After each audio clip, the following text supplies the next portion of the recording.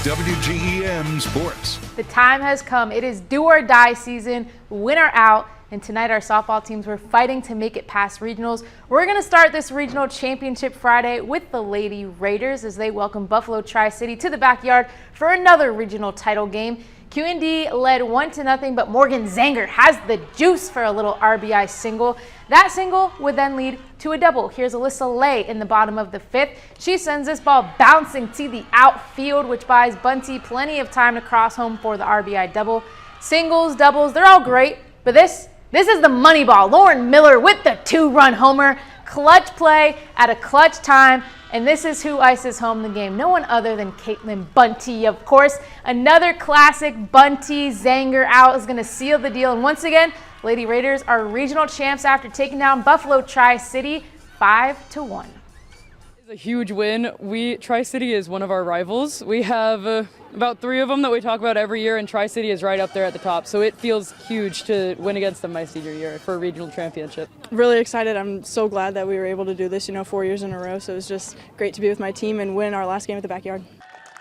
QND will enter sectional play this Tuesday in Macomb, but you're going to have to keep watching the sports block to see who they'll play next. Over in Class 1A, Camp Point hosted Havana for the regional title. Bats would be quiet to start. Ducks make connection, but watch Carly Peters. Okay, OBJ showing off that athleticism. What an impressive out from Carly. And Camp Point would keep working defensively too. That's Emma Stevens doing her job in the circle, delivering the heat for the strikeout.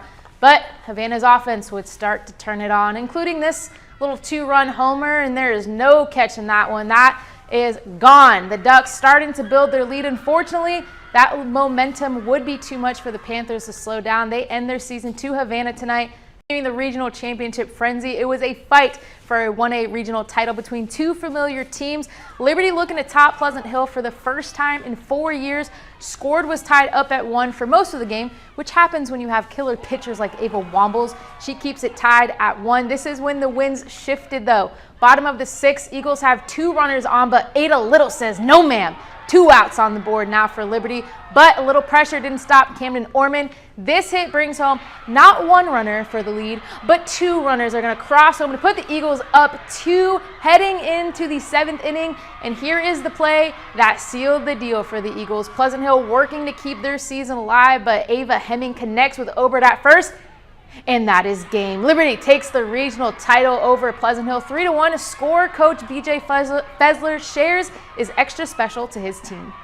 Streamers from here on the Pleasant Hill Berry game on Wednesday night, he's like, listen here folks, I'm saying it's going to be Pleasant Hill 3-1. And so the girls took that to heart. That was bulletin board information for them. So to beat them 3-1, the girls took that to heart. The Eagles advance to the Tuesday's sectional semifinals where they'll play Delavan. Next up, we have West Hancock's and Williamsville. Winner of this one faces QND in the sectionals. The Bullets will strike first. Lucy Nell with the ground ball right up the middle is good for the RBI double. Looking for another connection will be denied by Laura Stevenson. She pitched well from the circle today, but Williamsville was able to squeak by the Titans. Bullets get to 3-0 victory and will face QND in the sectional semifinal in Macomb Tuesday at 4:30. More